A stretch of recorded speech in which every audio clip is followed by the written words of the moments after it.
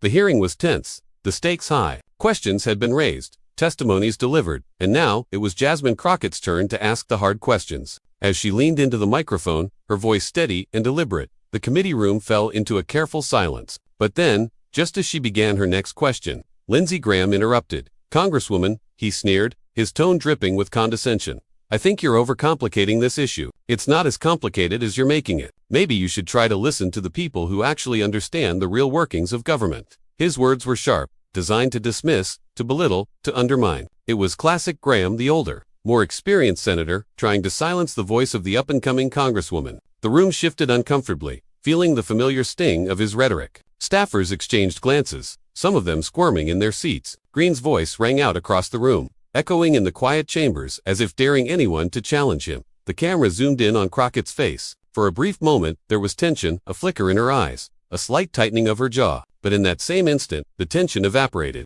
Jasmine's expression softened. She wasn't rattled, wasn't angry. Her calm was the sharpest weapon she could wield. The room could feel the shift. Green had expected a reaction, a retort, a rise in volume, a defensive posture. Instead, he got the opposite. Crockett's silence became her strength. Her presence alone commanded the room's attention, every eye on her. She had heard the insults before, seen this play out countless times in the courtroom, where men underestimated her resolve.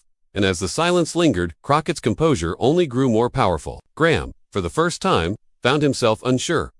What happened next would leave even Graham stunned. The Senate hearing was one of the most high-profile sessions in recent memory. The subject, judicial oversight, a matter that touched the very core of the nation's faith in its institutions. With increasing calls for transparency and accountability, the stakes couldn't have been higher. Every word spoken in that room would ripple through the country, potentially reshaping the public's view of the judiciary and the role of elected officials in holding those in power accountable. For weeks, the country had been watching. The hearing wasn't just a routine session, it was a battle of ideologies. On one side, there was Lindsey Graham, the seasoned senator with decades of experience in Washington. He was known for his sharp tongue, his ability to dominate debates, and his knack for turning the conversation to his own advantage. Graham had spent years refining his craft as a provocateur. He wasn't afraid to make waves, to challenge the status quo, and to push buttons, all while remaining the center of attention. On the other side was Jasmine Crockett, the rising star of Congress, a woman who had earned a reputation for her intellect, her poise under pressure, and her unwavering commitment to justice. She wasn't here to play games. She had come to challenge the very foundation of what had been accepted in Washington.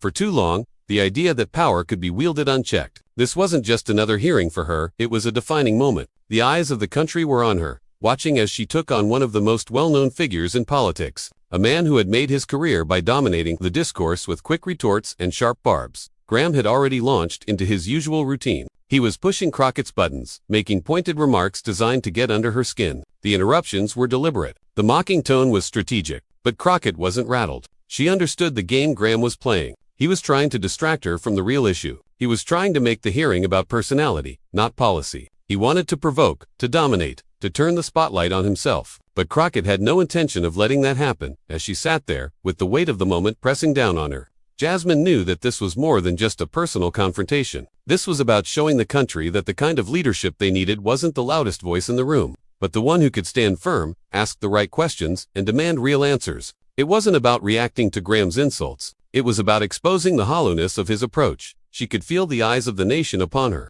This wasn't just a moment for Crockett, it was a moment for the American people to see what real accountability looked like. She wasn't going to fall for the trap of getting into a shouting match. She was going to stay calm, stay focused, and hold Graham to the standards he loved to claim for himself, but so often failed to live up to. Graham thought he could push her buttons. He thought he could control the room with his arrogance. But he didn't realize that Jasmine Crockett had been preparing for this moment her entire life. And as the hearing wore on, Crockett knew that she was about to shift the dynamic. And that's when Graham made the fatal mistake. Lindsey Graham had always been a master of the game of spectacle. That is, his political career had been built on the ability to command attention, not through substance, but through sheer force of personality. He was, in many ways, the embodiment of the performative politician. Graham had learned early on that in a world of soundbites and viral moments, there was no need to dig deep into policy. If you could stir the pot with a sharp retort and a well-timed jab, he didn't care about the details, only about winning the moment.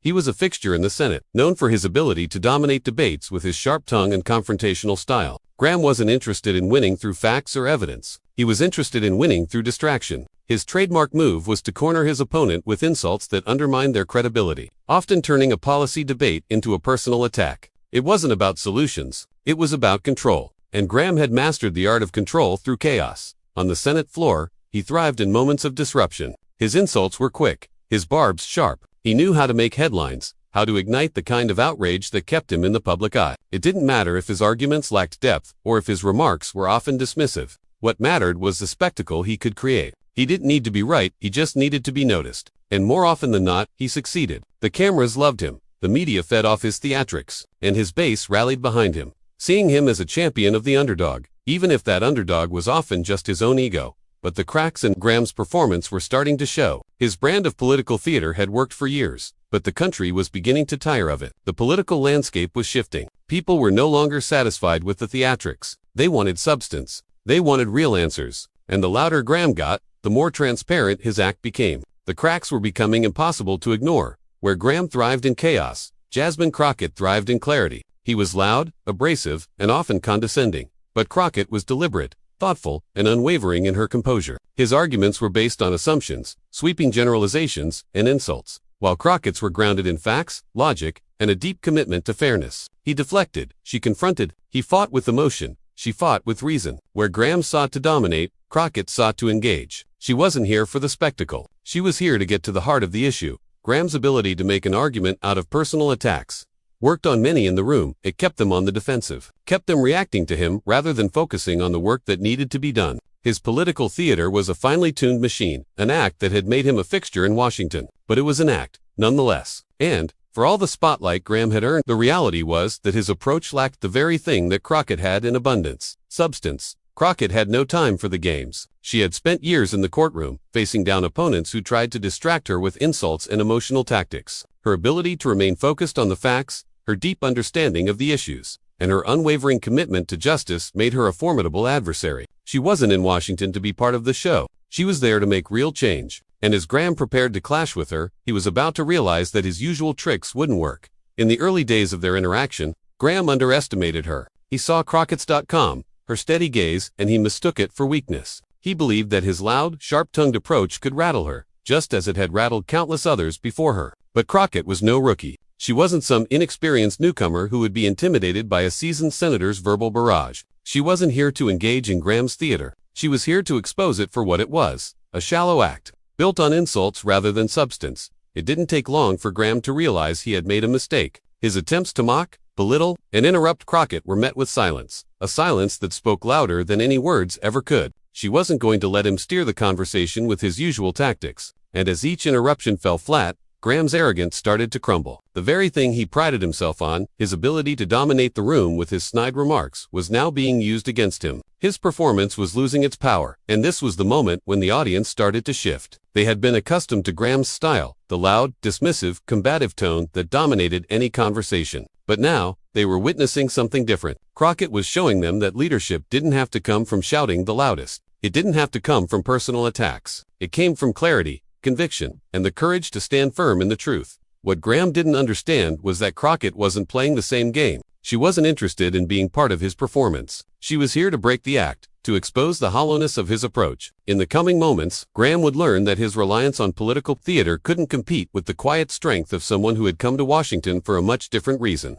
As the tension continued to rise, the question remained: how long could Graham keep up the performance? And how long before Crockett's.com started to break through the chaos? Jasmine Crockett wasn't born into a world of privilege or opportunity. She came from a working-class family where every dollar was earned through hard work and every opportunity was fought for. Growing up in the heart of Dallas, Texas, she witnessed firsthand the inequities that plagued communities like hers. But instead of succumbing to the weight of those challenges, Jasmine used them as fuel, a fire that would propel her from the cramped spaces of underprivilege to the grand chambers of Congress. Her journey was not a straight path. It was one marked by struggle, resilience, and an unwavering belief in the power of justice. From a young age, Jasmine understood that the world wasn't always fair, but instead of accepting that reality, she made it her mission to fight against it. She watched as people like her, people from neighborhoods just like hers, were left behind, ignored by politicians, and dismissed by the system. It made her angry, but more than that, it made her determined. She saw injustice not as an obstacle, but as a call to action. As a self-made attorney, Jasmine knew the power of hard work and preparation. She wasn't the type to walk into a courtroom unprepared. Every case, every argument, was a carefully crafted blueprint built on research, evidence, and a deep understanding of the law. She learned early on that being underestimated could be a powerful tool, and she used it to her advantage. People often saw her as the quiet one in the room, the one who didn't need to raise her voice to be heard. But those who underestimated her quickly learned that her silence wasn't weakness. It was strategy. Jasmine's career as an attorney wasn't marked by flashy victories or high-profile cases. It was defined by her relentless pursuit of fairness and justice. She fought for the marginalized, the overlooked, the people who had been denied their rights by a system that favored power over people. Whether it was defending a single mother, fighting eviction, or a worker demanding fair wages, Jasmine's commitment to those she represented was unwavering. Her clients weren't just cases to her, they were people who deserved to be heard, to be seen, and to be treated with dignity. It was this sense of justice, this deep commitment to fairness, that led her to the halls of Congress. Jasmine didn't go into politics for the spotlight. She didn't seek power for the sake of power. She entered the political arena to make a real difference, to hold the powerful accountable, and to challenge the systems that had perpetuated inequality for far too long. Her decision to run for office wasn't a political move, it was a moral one. It was about using her platform to fight for those who couldn't fight for themselves. And yet, despite all of her achievements, Jasmine had always found herself underestimated. In law school, she was often one of the only women of color in the room, and she quickly learned that being heard in a room full of powerful, mostly male, voices wasn't easy. She had to prove herself every single day, not just through her arguments, but through her actions. But Jasmine never buckled under pressure. She embraced it. She knew that every fight she took on wasn't just for herself, but for those who would come after her. She had built a reputation for taking on the toughest cases, not for the glory, but for the cause. Her emotional intelligence was one of her greatest assets. Jasmine didn't just react to situations. She studied them, understood them, and responded with clarity. In high-pressure situations, where others might lose their cool or lash out, Jasmine remained composed, focused on the task at hand. It was this ability to stay calm under fire that made her a formidable adversary.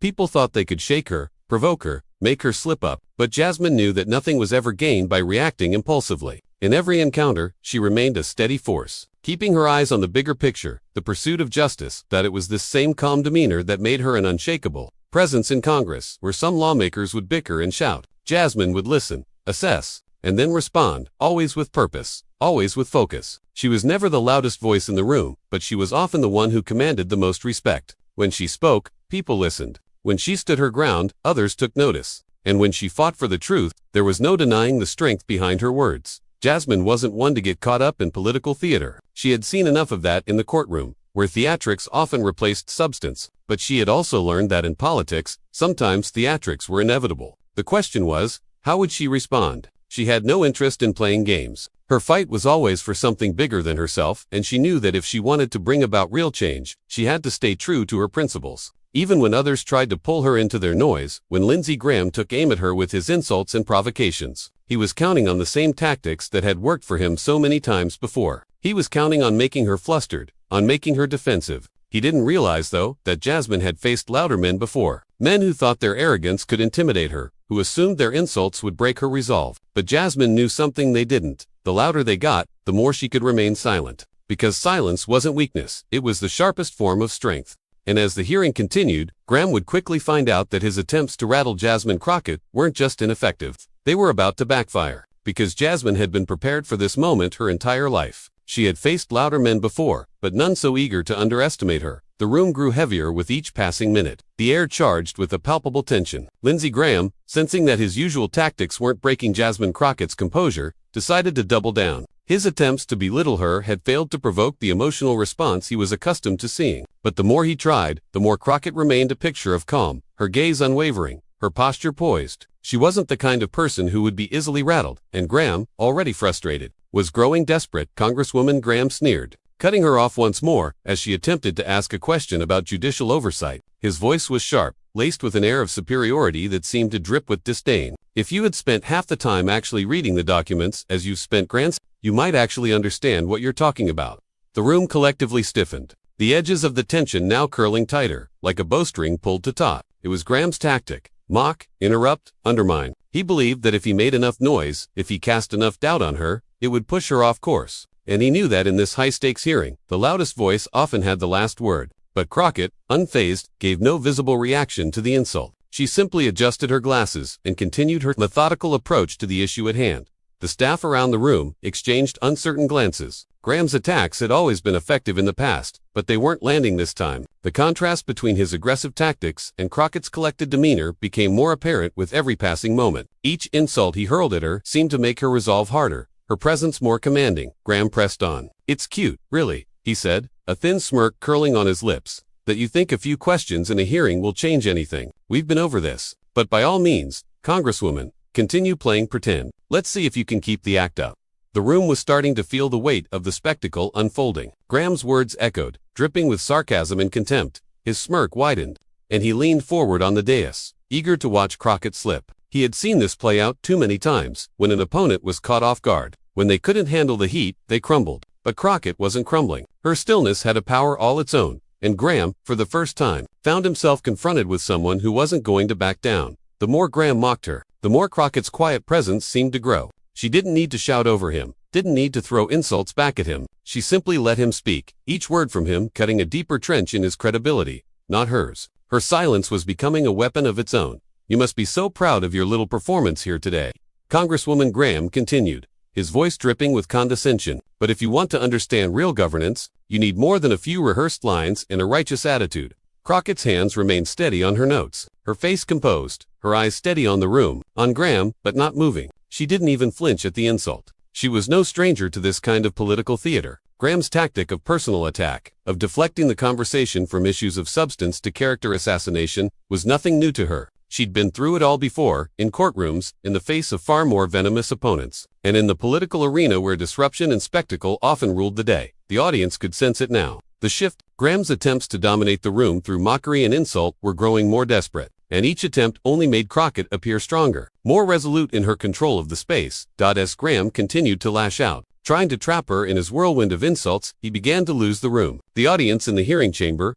those watching from home, could feel the power dynamic slipping. The senator's usual bravado, his ability to provoke, to make his opponent react, was beginning to look like a hollow performance. Crockett's control, her quiet confidence, was making his antics appear shallow, ineffective. The members of the committee sat in rapt attention, unsure of how to proceed. Graham was doing what he did best, commanding the conversation with sharp, dismissive jabs, but his rhythm was off. His usual back and forth, his cat-and-mouse with political opponents, was falling flat. And Crockett wasn't playing the same game. She wasn't trying to win the exchange with a witty comeback or a sharp insult. She wasn't rising to his bait. She was simply waiting, poised and ready to show the world what it really meant to lead with integrity. And that was Graham's fatal mistake. He thought he could overwhelm her with words. He thought he could make her buckle under the pressure, make her lash out. But he had no idea what was coming next.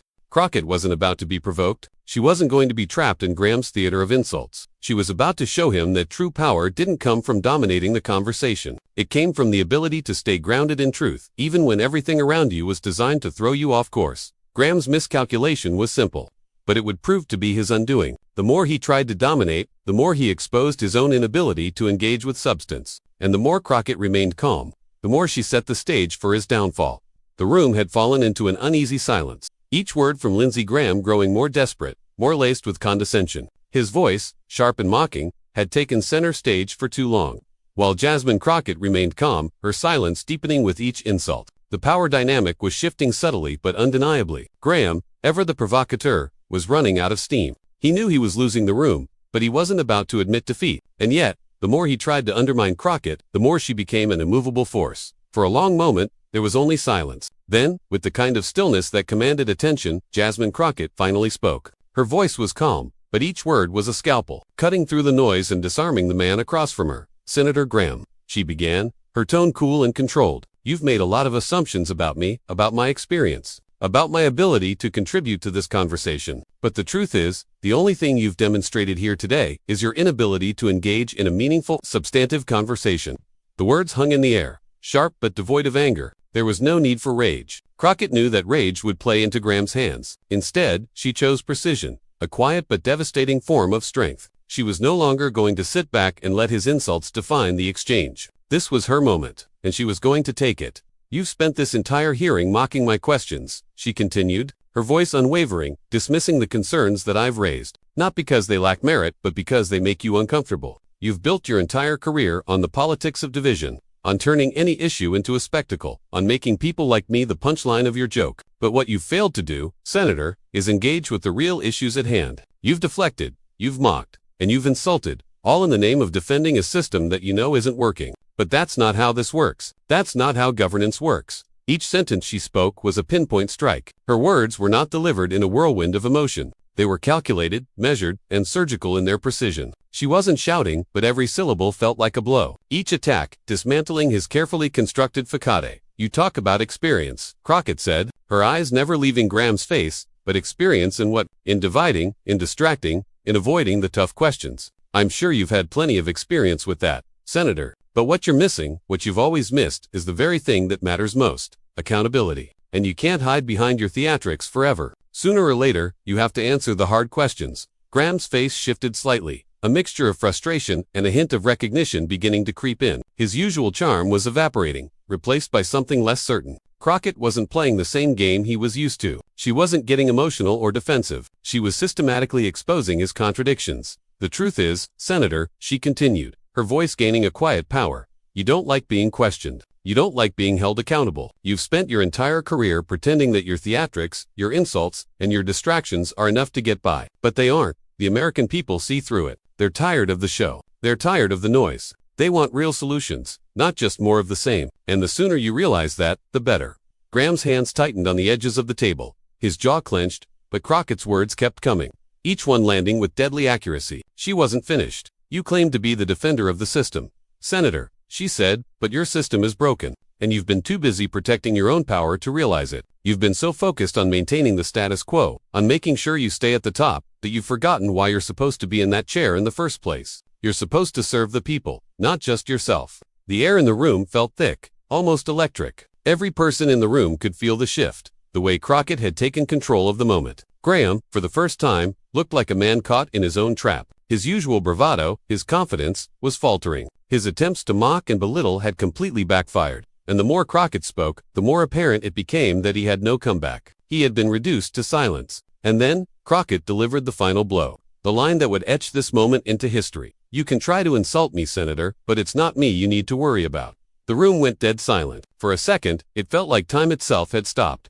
Graham's mouth opened slightly, as if he were about to respond, but the words never came. The room hung in the stillness of that sentence, each syllable echoing through the chamber. Crockett's gaze remained steady, unwavering. There was no anger in her eyes, no triumph, just a quiet, unshakable confidence. She had stood her ground, and in doing so, had exposed the hollowness of Graham's approach. She wasn't here for the theatrics. She wasn't here for the performance. She was here for the truth. The silence that followed was deafening. Graham's face betrayed a moment of realization. For the first time in the hearing, he was the one who didn't have the last word. His usual sharp retorts, his ability to command attention with snark and insult, had been completely disarmed. Crockett's.com/measured response had stripped him of his power, leaving him speechless in front of the entire room.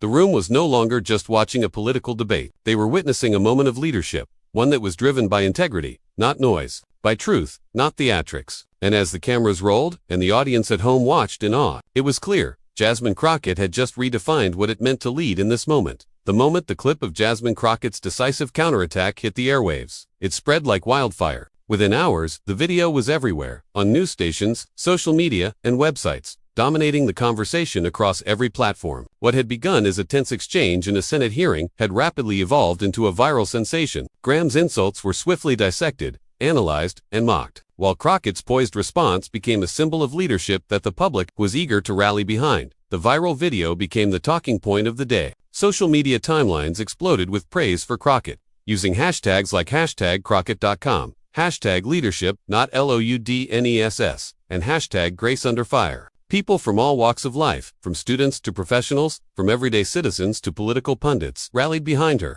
The reaction was nothing short of an avalanche. Tweets, TikToks, and memes, celebrating her intellectual superiority and emotional intelligence flooded the internet. Some commentators even called it a masterclass in handling political bullying. Crockett's composed, calculated response to Graham's barrage of insults stood in stark contrast to the usual chaotic political theater the nation had grown accustomed to. Graham had played the game of distraction and mockery, but it was Crockett's.com precision that stole the show. Her measured approach and factual dismantling of his arguments sent a message that resonated far beyond the walls of Washington. It resonated with a country that was tired of the noise and ready for real leadership. News outlets were quick to jump on the story. CNN, MSNBC, and Fox News all ran extensive segments. discussing the significance of the exchange and Crockett's ability to maintain control and composure in the face of such provocation. The clip was replayed on repeat as commentators marveled at her ability to stand firm against a seasoned political opponent. Jasmine Crockett has just redefined what leadership looks like in the 21st century, said one anchor, her words echoing the sentiment that would dominate the news cycle for days to come. Meanwhile, on social media, Crockett's measured response was contrasted sharply with Graham's aggressive rhetoric. Memes spread quickly. One particularly viral clip showed the moment Crockett delivered her final line, paired with the text, "You can try to insult me, Senator, but it's not me you need to worry about." The clip was edited with various soundtracks, each one amplifying the weight of her words. One user even joked, JasmineCrockett's.com could teach us all how to shut down a bully. Her name began to trend. The hashtags flowed like a river. Hashtag Crockett vs Graham and hashtag Mic Drop Moment were everywhere. Political pundits, activists, and everyday people were united in their admiration for the way she handled herself. Some called it a game changer for women in politics, while others hailed it as the start of a new wave of leadership, one that valued intellect and integrity over bluster and bravado. The public's reaction couldn't have been more in contrast to Graham's. For once, he wasn't the headline maker. He was the subject of ridicule. As the memes piled up and the social media posts poured in, his reputation began to take a hit. The senator, known for his quick-witted jabs and sharp tongue, had been put in a position he rarely found himself in, silent and exposed. His usual defense mechanism, responding to every barb with an even sharper retort, failed him. No amount of loud insults or mocking comments could erase the fact that he had been outmatched by someone who was simply better equipped for the job. As the days passed, Graham's camp scrambled to salvage his image. His aides and PR team worked overtime, crafting responses to try and regain the ground he had lost. Interviews were set up in an attempt to clarify his remarks and apologize for the tone of his comments. Yet, the more he tried to explain himself, the more his words seemed rehearsed and insincere. Public reaction was tepid at best, with many questioning whether his attempt to backtrack was merely damage control. Meanwhile, Crockett's stock only continued to rise. Media outlets that had previously underestimated her began to cover her speeches and policies in more detail, acknowledging her brilliance, her steady hand, and her ability to stand up to the powerful. Crockett's name, once confined to political circles, was now a household name, a symbol of resilience and dignity in a world that often rewarded spectacle over substance. Her measured, composed handling of Graham had solidified her place as a formidable presence in American politics. She had gained not only the respect of her colleagues, but the admiration of the general public. Many saw her response as a rebuke to the kind of negative politics that had dominated recent years. It wasn't just that she had won a debate, she had won the room, the nation's respect, and, ultimately,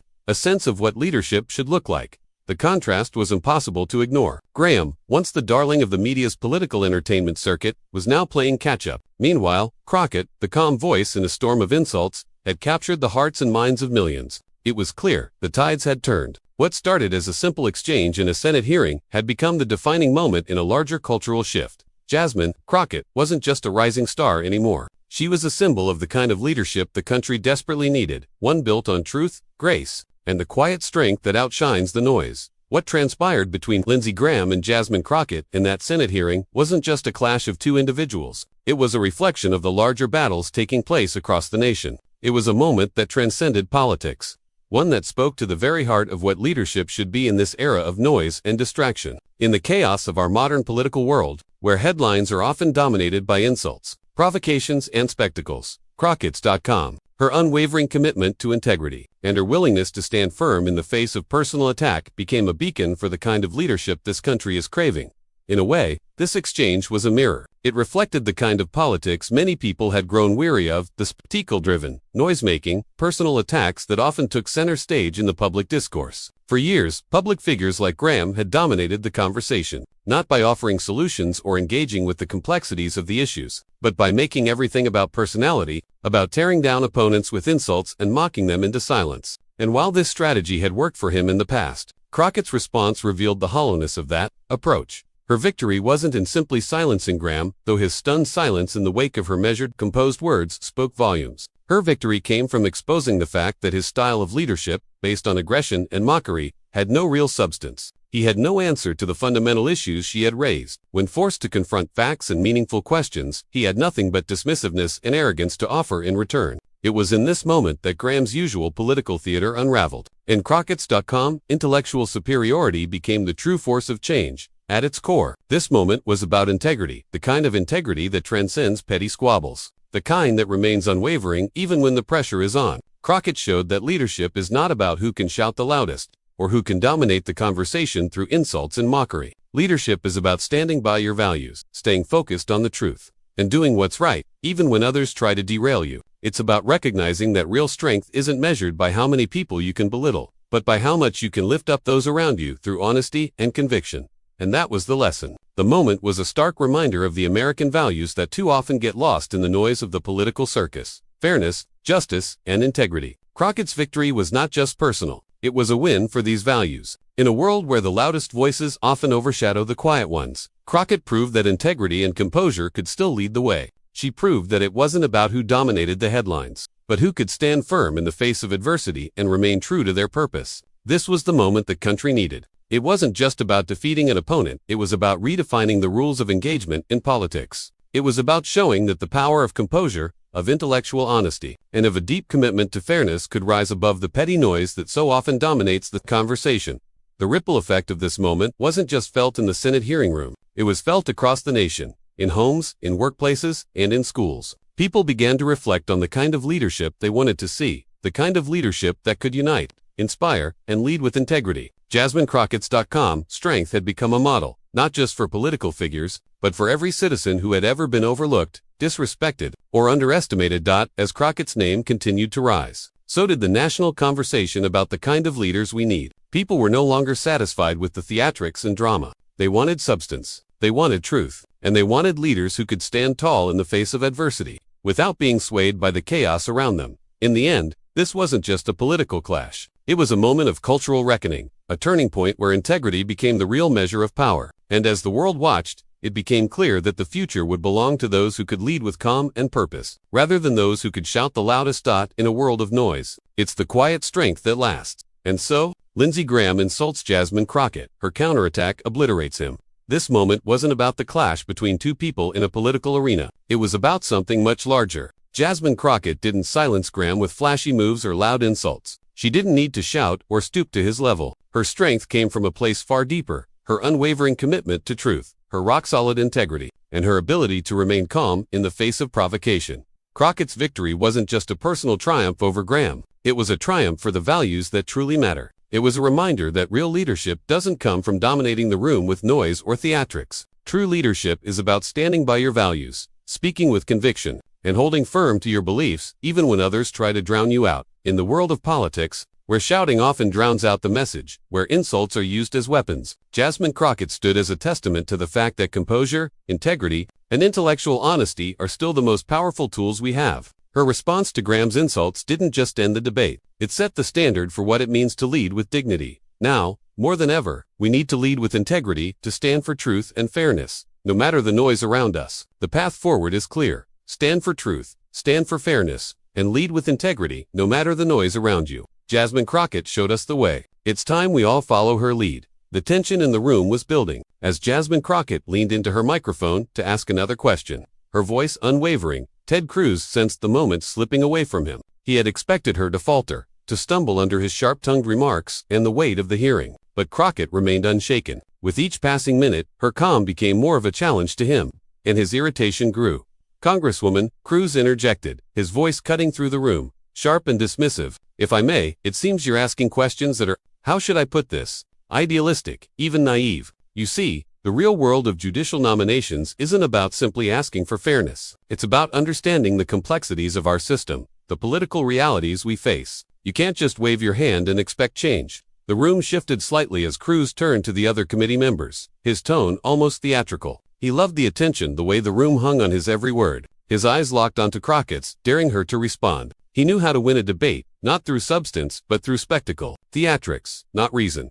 Crockett didn't flinch. She didn't even acknowledge the jab immediately. She sat still, her eyes steady, scanning her notes with quiet precision. Cruz's attempt to mock her had fallen flat. What he didn't realize was that Crockett had prepared for this moment: the insults, the dismissals, the attempts to undermine her expertise. It was a tactic she had faced many times before in her legal career, and she wasn't about to let it derail her now. "Senator Cruz," Crockett finally replied, her voice calm but clear, I'm not asking for fairness as a vague notion. I'm asking for accountability. I'm asking for transparency in how these nominations are made and who gets to make them. I'm asking how the process is supposed to reflect the needs and rights of the people, not just the powerful." The room fell silent. Cruz's smirk wavered for a second as he heard the weight in her words. It was the kind of straightforward, fact-based response that didn't indulge in Cruz's theatrics. But that didn't stop him from trying again. "Ah," Cruz said, his tone dripping with sarcasm. "And I suppose you think the government should just bend to every whim of public opinion. That's exactly the kind of approach we need. Just ask the loudest group and forget about the details of governance." He leaned back in his chair, a smug smile spreading across his face. The attack was personal, aimed to undermine not just her expertise, but her very judgment. It was an old trick, framed the argument as a fight between the idealist and the realist. The one who cares about people versus the one who understands how things truly work. Crockett, however, remained composed. She let the silence stretch just long enough to make Cruz feel the weight of his own words. She knew exactly how to handle him. "Senator," she said, finally meeting his gaze, "if we want to talk about realities, let's talk about this one. The American people are watching. They're tired of the same old games where the powerful continue to operate behind closed doors. Transparency isn't a luxury, it's a necessity. And whether you think it's idealistic or not, the truth is, we're at a point where we can't afford to sit back and pretend that everything is working just fine." She wasn't shouting, but her words carried with them the undeniable weight of logic. Cruz, for all his bravado, found himself at a loss. He was trying to control the conversation, trying to shift the narrative. But Crockett's.com had begun to make his usual tactics seem shallow. But Cruz wasn't about to back down. This was his stage, and he wasn't going to let Crockett hijack the moment. With a sneer, he fired another jab. "Oh, I see. So now we're talking about the people. The people who are most often swayed by emotions rather than facts. The people who have little understanding of how difficult these decisions are."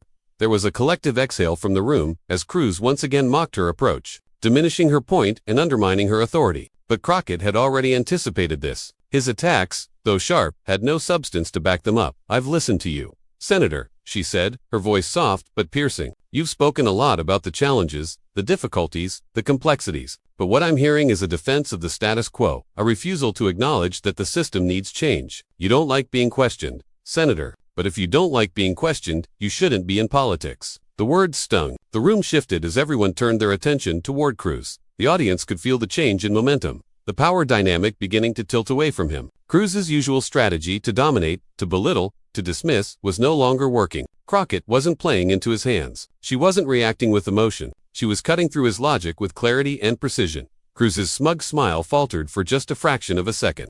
But it was enough to let the room know that he wasn't in control anymore. He had miscalculated. He thought his usual tactics of mockery and interruption could rattle her, but they only seemed to fortify her. His need to belittle her had exposed the weakness in his argument, and Crockett's.com composed responses had made it glaringly clear. The room was no longer watching a debate between two politicians. They were witnessing a shift, a breakdown of the political spectacle that Cruz had so carefully constructed. He thought he could dominate her, but he was wrong.